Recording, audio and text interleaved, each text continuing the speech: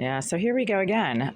There's never a dull moment in this unit because the Greenville group seemed to be incapable of doing anything at all in a correct and meaningful and permanent fashion. So after 4.5 weeks of them having turned the heat completely off to this unit and there being no heat in this unit, as verified by 2 inspectors from the Inspectional Services Department, they have now turned the heat back on, and over the last 24 hours, the heat was at a reasonable level. It was probably around 76, 77 degrees. That's totally acceptable. Now it is at 84, right above my headboard, which is where I have to put my head when I sleep. It is 45 degrees outside today. Today is Wednesday, April 9th, 2025. It is 5:53 p.m. I just left a voicemail for the Greenville group telling them that within the last 45 minutes, the heat in Unit 89 has gone from somewhere in the mid-70s, which is comfortable and acceptable within the normal range for the Inspectional Services housing code, to being in excess of 83 degrees. Oh, now it's saying 81. That's interesting. It's still in excess. 80 is a cutoff. So any landlord who sets the heat at over 80 degrees in a residential unit is violating the city and state housing code. Now it's 79. Really? Well, that's weird. Well, I do have the air conditioning going. So even with the AC going, the temperature is over 80 degrees. The AC is just cranking away, but there's no difference being made in the excessive heat in this unit. So let's just aim it over here at the floor. What is it at the floor? 80.2 degrees. So just for the record, I left them a voicemail because this is actually really hot.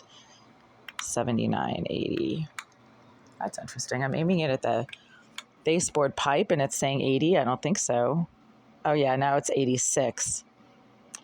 So they're in 87. Wow, check this out. 87 degrees. Yeah. So that's too hot. It's 45 degrees, which is pretty cold, but they don't have to have the heat blasting at 80 something degrees. So now it's at 80.6. So it's interesting because the Inspectional Services Department inspector, who was here 2 days ago and verified that there was no heat in the pipes and that the temperature was at 70 degrees at 3 o'clock in the afternoon, which means that if it was at 70 at 3 o'clock, it would have definitely gone down in the evening when the temperatures drop. She said that this thermometer, this digital thermometer, even if it's brand new and was calibrated at the store, runs high.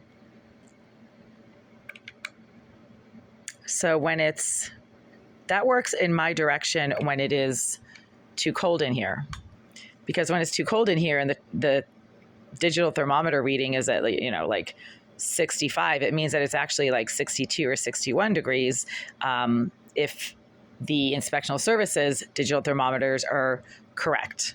They run 3 degrees lower than mine.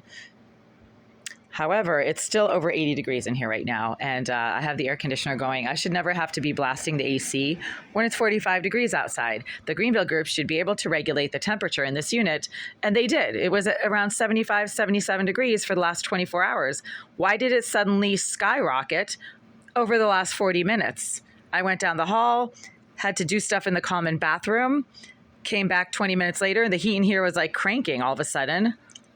That's weird. If they don't lower it, I will have to file a complaint with the Inspectional Services Department because I am being cooked alive right now. It's just way too hot.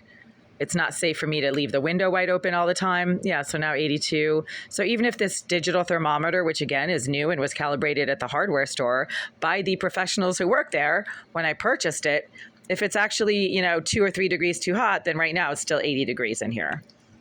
But I have no way of knowing that without having an inspector from the Inspectional Services Department standing right next to me, showing me where her digital reading is on her digital thermometer. Right now, I can only go with this thermometer, which I actually paid $80 for, and it's not a cheap tool. It's actually very expensive, and it should be fairly accurate. Otherwise, the manufacturer would probably be dealing with dozens of lawsuits from unhappy customers, a lot of which are probably professionals who need to rely on this type of instrument to accurately measure the temperature temperature in whatever their situation is, whether they're builders or contractors or housing inspectors. I'm sure this type of digital thermometer is widely used by the professionals in the building and housing industry. So it has to be somewhat accurate.